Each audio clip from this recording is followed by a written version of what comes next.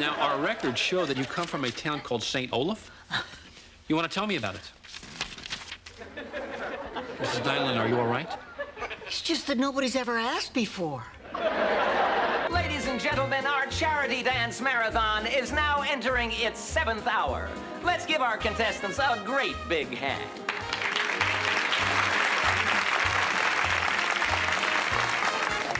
Hi, girls. How are you holding up? Oh, fine. Just doing fine. Terrific. You know, this reminds me of the big dance back in St. Olaf to kick off Pretzel Week.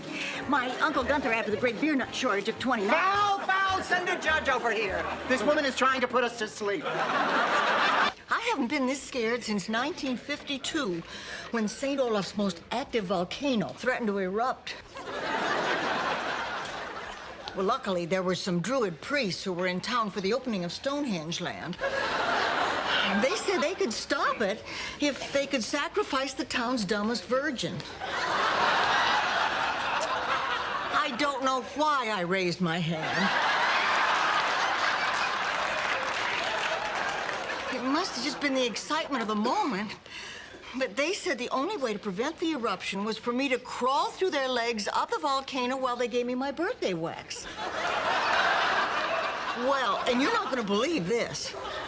It turns out they weren't druid priests at all. Just a bunch of Shriners looking for a good time. It's a scary story, Rose. This reminds me of the story of Gunella Ulfsdotter, St. Olaf's very own angel of death. Tell it, Rose, tell it. Really, all the way through? All the way through, but please try to make the end come as close to the beginning as possible. Well, Gunilla Ulfsdotter was a nurse at Cedars of St. Olaf Hospital. One night she was taking care of Sven Bjornsson. And he asked her if she would get him some more mouth moisteners and then kill him. Gunilla brought the mouth moisteners right away, but the killing thing, it seemed to go against everything she'd been taught. You're doing beautifully, Rose. He begged, and by her coffee break, she couldn't stand it anymore. So she pulled the plug, and he died. Well, she was racked with guilt that night. Not only had she parked her car in a doctor's spot, but she was never sure whether Sven's pleading was the pain talking or the medication talking or the guy in the next bed talking. You see, the guy in the next bed was Ingmar von Bergen, St. Olaf's meanest ventriloquist.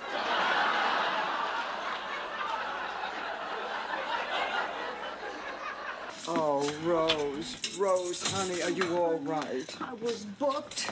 Fingerprints, mugshots. I'm a known criminal. I'll never be able to go back to my hometown again. Oh, honey, nobody back home's ever gonna find out about this. Oh, yes, they will. The St. Olaf Courier-Dispatch is known for its investigative reporting. You're right. That series they did on oat fungus was an uncompromising piece of journalism. This has to be the biggest disappointment of my life. Yes. Yeah, and I've known some real disappointment, too, believe me. Rose, you're not going to tell us that story about the exploding pig again, are you? I never told you a story about an exploding pig, Dorothy. It was a peg-legged pig. Our possum was the one that exploded. Forgive me, Rose. There have been so many possum explosions lately, it's hard to keep track. So what was this great disappointment in your life, Rose? Butter. I wanted to be Butter Queen. Butter Queen was our town's highest honor. From the time I was born, my folks groomed me for it. Singing lessons, dancing lessons, junior butter pageants. For 16 years, my entire life revolved around butter. You were very fortunate. So many of us wasted our youth. When the time came for the pageant, I was incredible. I showed poise in the evening gown competition. I was brilliant in the oral butter quiz. They couldn't even trip me up with a trick margarine question. That evening, butter was spelled R-O-S-E. Rose, you're embarrassing yourself. Please don't go on. I have to, Dorothy. I've kept these bitter butter memories too long. As the pageant drew to its frenzied finale, there I was, alongside the other two finalists, churning my guts out. And all of a sudden, for no apparent reason, my churn jammed. Yes.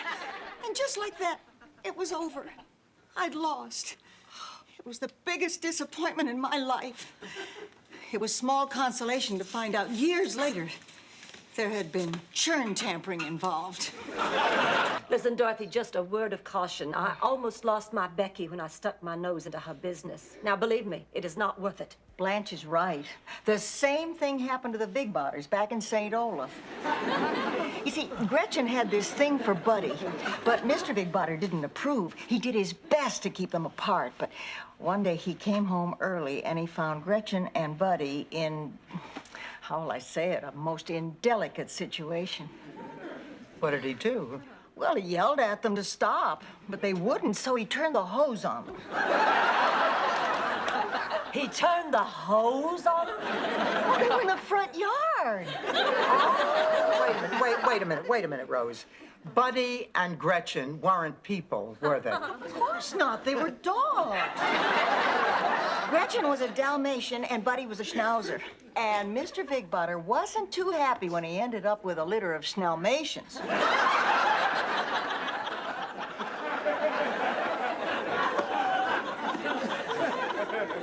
Before we go home to spend Christmas with our families, why don't we have a little celebration right here, St. Olaf style? No, I will not drink eggnog while wearing a cast iron brassiere. We don't do that at Christmas. We do that at Easter. I love charities. In fact, I helped establish the Henry Fjord Foundation. The Fjord Foundation? Yes, Dorothy, you know that's the man who built the Fjord Falcon. Henry Fjord was a saint. He dedicated his whole life to eliminating pond scum from Lake St. Olaf. His son, however, was a big disappointment. Henry Fjord Jr. He didn't want to follow in his father's footsteps. He thought scum was beneath him. I wrote the fight song for our high school. Onward, St. Olaf, they still sing it. Onward, St. Olaf, onward we go. Onward and onward, St. Olaf's go. Go, go, go, go, go, go, go, Rose, that's a... Honey, it's a very catchy tune, but who wrote those lyrics? I did. And lyrics aren't even my strong point. I just got lucky that one time. Olga Fetchik was our town beautician and one of God's most unattractive creations since the aardvark. Anyway, over the years, Olga had been secretly squirreling away money for plastic surgery. Well, one day she left without telling anyone, had the surgery, and didn't return for months. Well, nobody could believe their eyes. Olga Fetchik had turned into a stunning beauty. Every man in town wanted her, and she ended up marrying St. Olaf's most handsome and eligible bachelor, dance instructor Adolf Stepp. The two of them moved back to Norway, decided to get into show business, and they became the internationally renowned Scandinavian dance team of Stepp and Fetchik.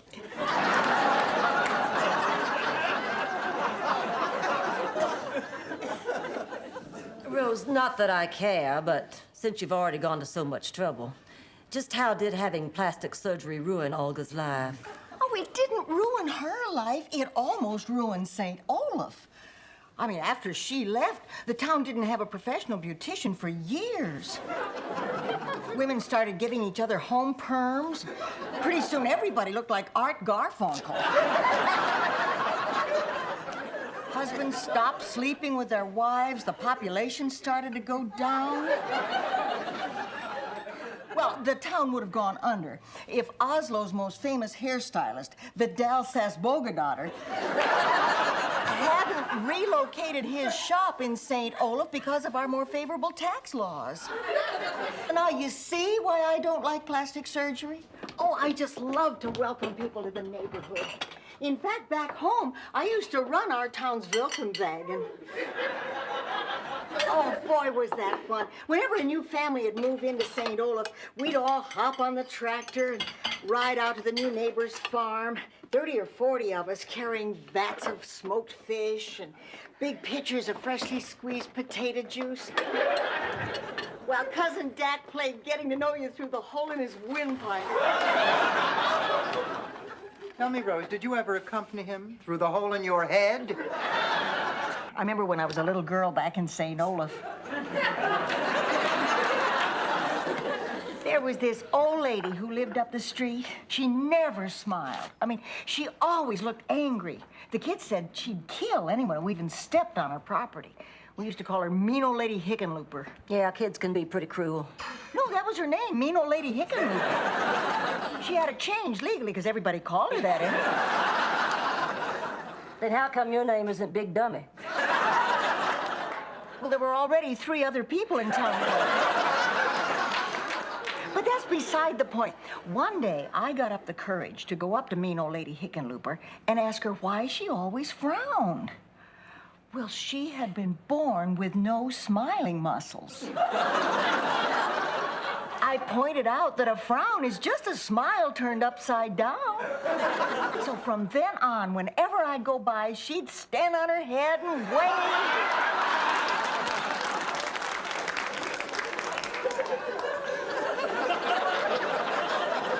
Believe it or not, I never had the occasion to visit St. Olaf. Really? You mean not even to change planes for St. Gustav? Oh, you can't get to St. Gustav by plane, Dorothy. You have to go by toboggan. Of course, traveling in the summer is really rough on the old hiney. Well, I think I'd better be going too. But it's still so early. I thought we could all have a game of Oogle and Floogle. I don't believe I've ever heard of that. Oh, we used to play it back in St. Olaf. It's an adult version of hide and go seek. And how does it differ from the children's version? Adults play it. Maybe it's time that you went out and tried to make new friends. It's not that easy to make new friends. It sure wasn't for the first Eskimo family that moved to St. Olaf.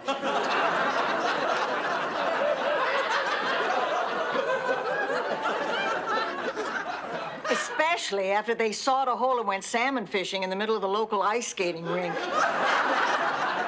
And then there was the Halloween they gave all the kids whale blubber. And then there was the time they borrowed every ice tray in town to build an addition over their garage. What was the point, Rose? I guess after the baby came, they needed more room.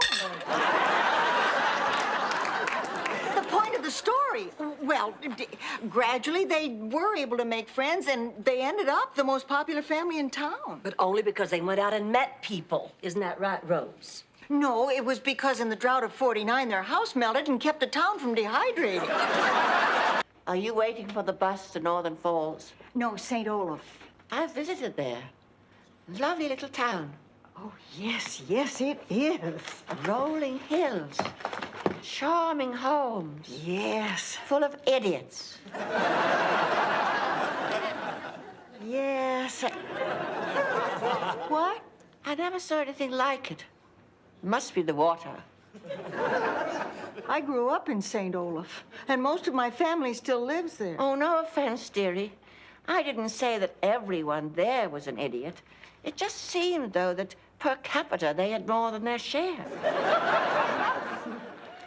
Oh, well, per capita, you're probably right. I just hate the idea of wasting time. I always have, ever since what happened to my neighbor in St. Olaf. Rose, are you about to educate us on the evils of wasting time by telling a long, tedious St. Olaf story? Do you know a better way? There's a point, Blanche. It was back in 1955, and we had just moved into our first house right next door to Pigpen Johansson. That wasn't his real name. That was a nickname. Pigpen. No, Johansson. Anyway, Pigpen had just turned 80, and the town bylaws made him leave his job teaching driver's training at the high school. On at 80, it was about time. Well, it had nothing to do with his age. There was an old law on the books about driving with your shirt off. I don't believe it! This is incredible news. I've been nominated for St. Olaf Woman of the Year. Oh, that's nice. Did the new TV guide come yet? Blanche, you don't understand. In St. Olaf, this is the highest honor there is.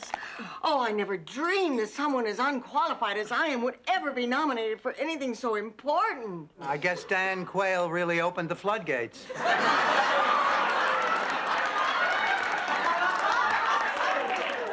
Last year, Gretchen Lillehammer won for running into the burning library and saving all the books. That is amazing. How'd she do that? She took 2 books in one hand and one in the other and ran like the Dickens. Your library only has 3 books. What happens when a person's read them all? I guess we'll cross that bridge when we get to it. Well, I knew she'd be okay. Something similar happened to me back in St. Olaf. I was injured during a spirited game of go-whack-a-noggin. Should I? Oh, what the hell? Rose, what is go-whack-a-noggin? It's a lot like baseball, except instead of hitting a ball, you whack yourself on the head. After 10 whacks, if you're still standing, you take first base. It's usually a very low-scoring game. You know Blanche is right. It doesn't matter how good your product is, you have to know how to promote it. That sure was the case with Fritz Vanderhoeven, who owned the St. Olaf Motor Coach Company. They built a car in St. Olaf? They sure did. The Vanderhoeven rocket. What was a beauty. Fritz really had vision. Actually, he had double vision, which is why it had 8 tires. I heard a fable when I was a little girl in St. Olaf that might help. Can I tell you? That's right, Rose. Wait till my defenses are down and take advantage of me. Okie dokie. Once upon a time in the magical land of Flaffuvenhaven,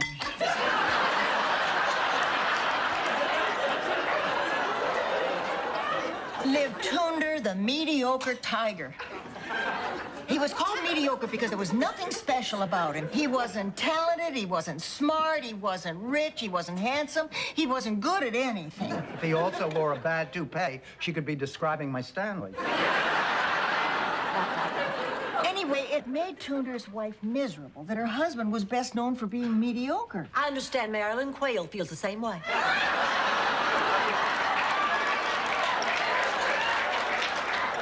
So she asked her fairy godmother to grant Tunder the ability to perform incredible feats of magic, and her wish was granted. Tunder the mediocre became Tunder the magnificent. Guess you didn't want to change the monograms on his towels. Well, Tunder the tiger spent so much time performing that he didn't have enough time to spend with his wife. Well, she told him that she missed the time they had together when he was just mediocre. So Tunder used his magic only once more, and that was to make his powers disappear. And they lived happily ever after? No, actually, she got bored and ran off with Wiseblat the Weasel. That was Tunder's old business manager. They lived happily ever after. What happened to Tunder? Oh, who cares, Blanche? Dear St. Olafian, I'm afraid there's bad news. What? There's a drought in St. Olaf which threatens the crops. Oh, no, I better send water. Please do not send water. We have found that envelopes leak. Back in St. Olaf, there was a shepherd boy who tended his flock on the hill above the town. A wolf kept coming down and stealing his sheep, but the boy never caught him doing it. Because he never saw it happening, he became known around St. Olaf as the boy who didn't cry wolf.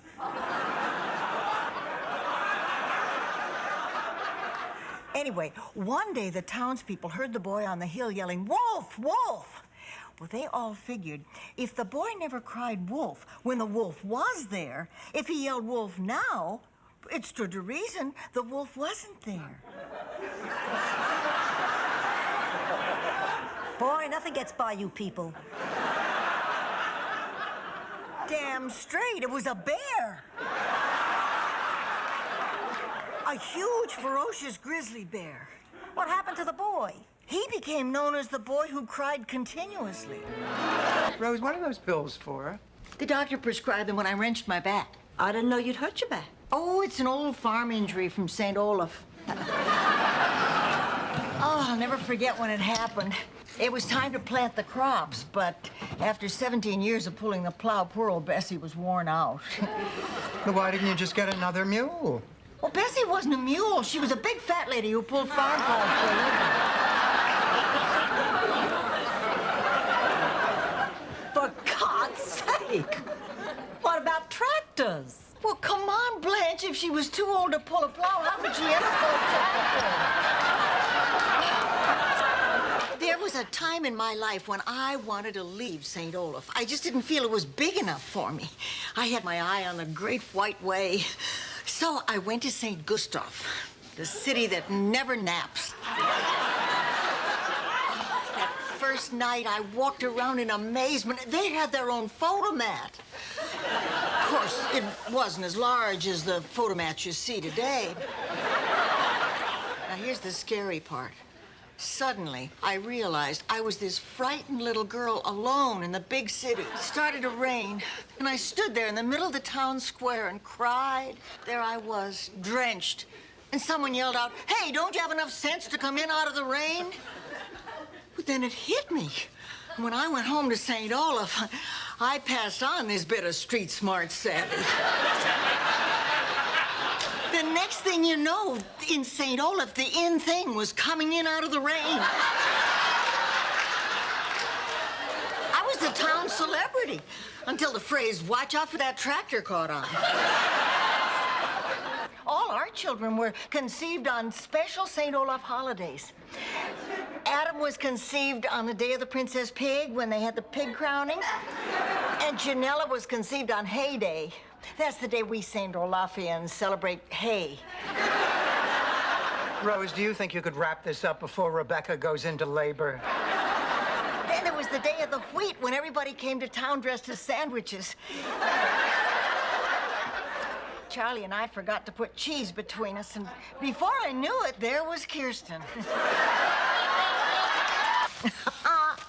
It's a St. Olaf snowball. Rose, there's nothing in there but snow. That's what St. Olaf looks like in winter. Rose, no encyclopedia salesman lugs around 26 volumes door to door. Are you kidding? In St. Olaf, they carry 52. Why? Balance. Rose, why don't they just carry 13 in each hand? Excuse me, I have to make a phone call. I knew I never should have gotten involved in this mother-daughter pageant. I just wish I'd known how to say no to it. I know what you mean.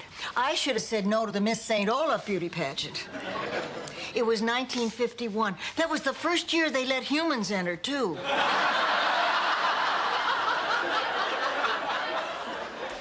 I was way ahead after the evening gown and log rolling competition.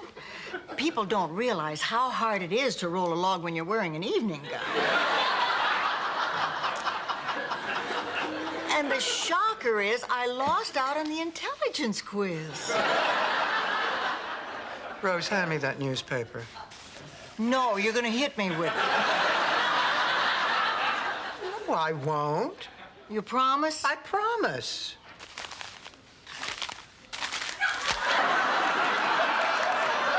But still, St. Olaf's town motto was better Ned than Red.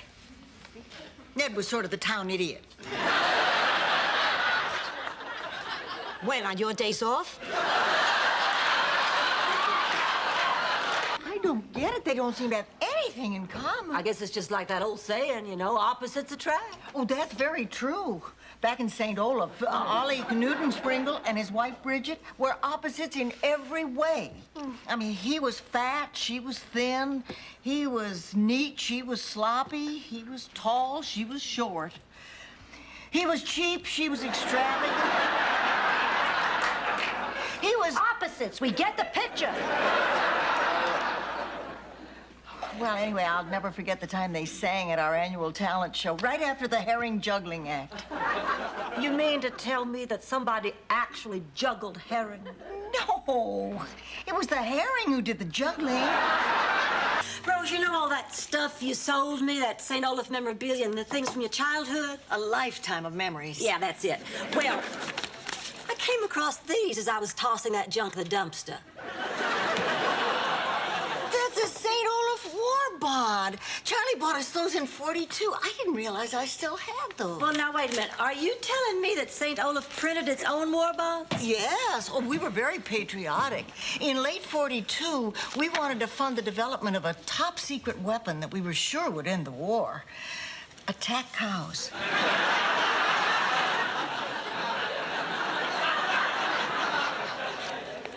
That reminds me of a story about St. Olaf's most famous Oh, matchmaker. please, Rose. Spare me the endless, inane details of how Heidi Flugen Dougal Gergenplatz successfully matched a bull with a duck. And how their daughter was a bulldog who ran a small tattoo parlor in Congo. Someone was actually able to deceive me once.